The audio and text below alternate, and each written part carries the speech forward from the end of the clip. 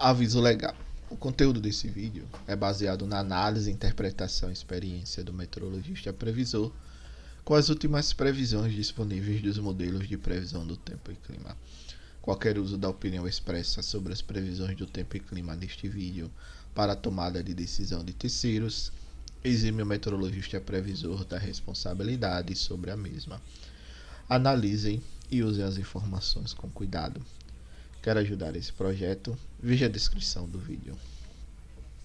Olá pessoal, vamos dar uma olhada hoje nas nossas previsões do dia 22 de junho de 2021. Se você gosta desse conteúdo, deixa o like, inscreva-se no canal, comente e compartilhe para que mais pessoas tenham acesso a esse conteúdo.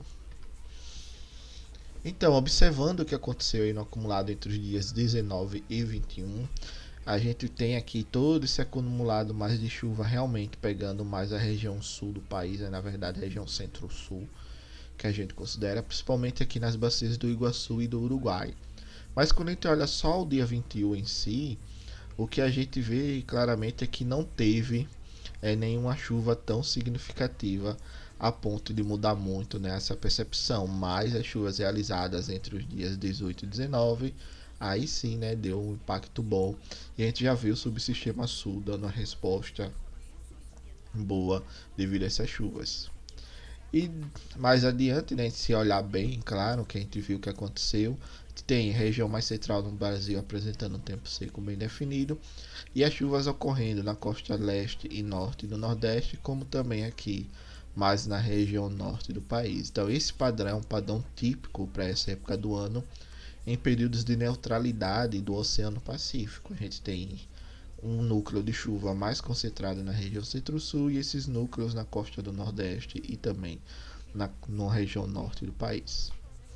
Observando agora a previsão para os próximos dias, a gente vê a passagem de um outro sistema aqui frontal, na verdade dois, que deve persistir aí uma sequência boa até o final do mês, pegando principalmente aqui o norte do Rio Grande do Sul e o sul do Paraná. A gente observa também uma possibilidade de interação com o jato de baixos níveis, como a manutenção de uma região aqui mais seca na região central do país, avançando para a região nordeste, e também aqui uma chuva mais localizada na costa leste do Nordeste, parte da costa norte e também na região sul. Esse padrão que a gente está observando é um padrão típico de neutralidade do Oceano Pacífico. Então, quando a gente tem essas informações, que a gente tem essa neutralidade no Pacífico, a tendência é a gente ter esses núcleos bem distintos de precipitação no país com esse tipo de formação.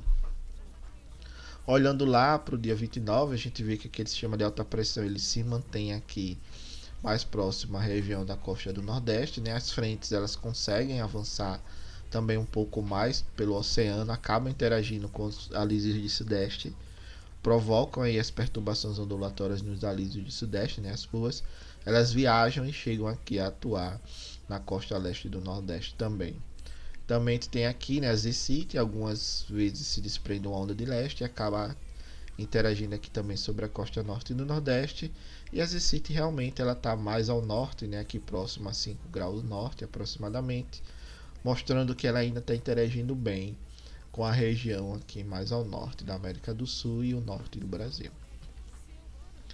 Quando olhamos agora a perspectiva dos movimentos dos sistemas de alta e baixa pressão mais aqui próximo ao país, a gente vê claramente que tem em alguns momentos uma baixa pressão acaba entrando um pouco aqui pelo Oceano Atlântico, ela traz a formação de uma frente interagindo um pouco sobre aqui a região sul e trazendo chuva, depois entra um sistema de alta pressão e fica aí nessa trem de ondas que a gente chama, nessa brincadeira dessa interação. Então o que acontece? A gente deve ter essa interação ocorrendo até o final do mês, depois início de julho aparentemente se estabelece um sistema de alta pressão mais aqui na região sul do país, e apenas lá para o final do horizonte, dessa previsão dia 6, 7 e 8, é que esse sistema de alta pressão ele começa a se deslocar mais um pouco para o oceano. Com isso, pode fazer com que haja a liberação aqui da região sul e as frentes voltem a avançar novamente. Então, nessa época do ano, esse é um padrão que a gente tem que ficar de olho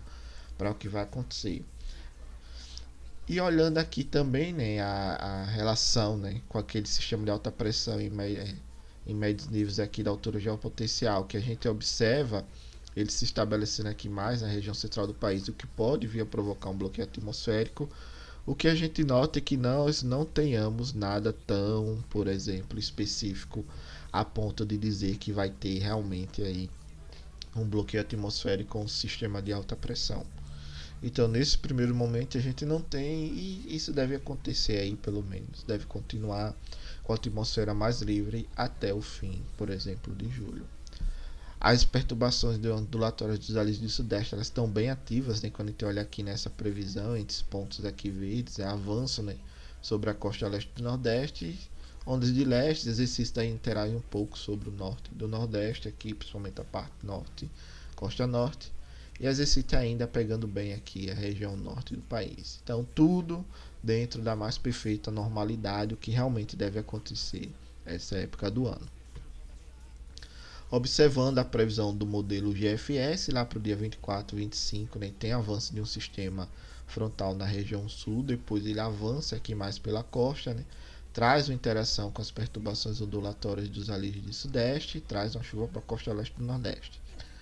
E durante esse período também tive, né, a interação aqui, por exemplo, de algumas ondas de leste já se desprendendo, interagindo aqui, chegando a atingir, por exemplo, a costa norte do nordeste, como aqui no caso lá pro final do mês, né, dia 1º, entre o dia 30 e o dia 2 de julho.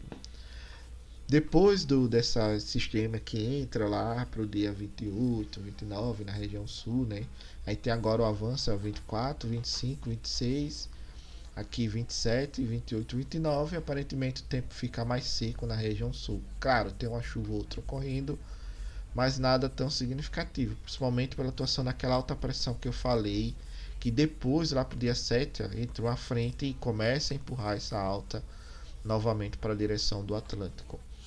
Então, o que acontece é que a gente deve ter um período de calmaria na região sul, né, na questão de chuvas, nesse início de julho. Mas as chuvas continuam na costa leste e norte do nordeste, também aqui na região norte do país. Região mais central, a gente não tem muito o que dizer, porque não é o que normalmente acontece nessa época do ano, né? Apresentar um tempo bem mais seco definido. E esse tempo aqui avançando principalmente para a região do semiárido nordestino. Então é um padrão normal que a gente observa essa época do ano. Com relação à temperatura, nós não temos, né, nenhuma temperatura muito elevada nem muito baixa.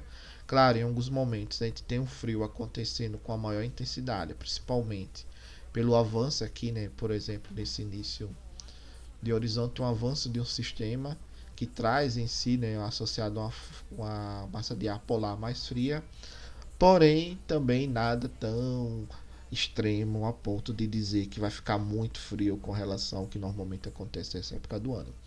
Então, o que a gente vê é o que eu venho falando nos últimos vídeos, né? Em alguns momentos a gente tem uma temperatura mais elevada durante o dia e durante a noite a temperatura mais fria. Então, a amplitude térmica ela deve ser maior, principalmente aí nas regiões sul, sudeste e parte do centro-oeste do país, ok?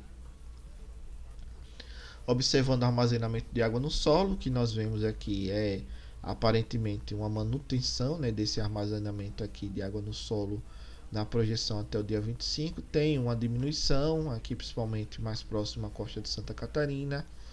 No mais, tem essa manutenção desse estado. Parte da costa do sudeste e nordeste também do país mantendo esse estado, manutenção.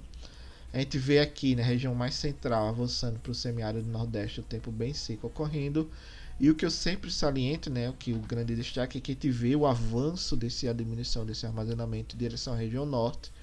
Também é algo que normalmente acontece nessa época do ano. Então, o que a gente está observando na distribuição dos mapas, né, meteorológicos é algo realmente próximo à normal climática, quando a gente tem um período de neutralidade, por exemplo, no Oceano Pacífico. Observando agora os modelos que o ONS trabalha, a gente tem a manutenção dessas chuvas mais localizadas na região sul do país, principalmente, né, a partir agora do dia 24 e 25, o avanço desses sistemas que trazem essas chuvas mais localizadas, pegando principalmente aqui, por exemplo, a bacia do Uruguai e a bacia do Iguaçu, que são as bacias mais importantes aí do subsistema sul na geração de energia. A gente vê essa interação aqui com o jato de baixos níveis, mas também algo padrão que a gente observou nessa última ocorrência de chuvas na região centro-sul. Chuvas mantêm-se aqui na costa leste e norte do Nordeste, também aqui mais no norte do país. Então é um padrão que a gente observa e, como eu sempre tenho falado, o modelo europeu, SMWF, é o modelo que está tendo a melhor destreza, né? Então ele está tendo o seu índice de acertos é maior do que os outros. Então a tendência é que a gente tenha uma chuva distribuída que fique mais próxima com a previsão do modelo SMWF do que do modelo ET do GEFS. Então a tendência é que o ET e o GEFS tenham esses cenários convergindo aqui para algo parecido com o SMWF, ok? Obrigado, pessoal, pela participação. Paz e bem.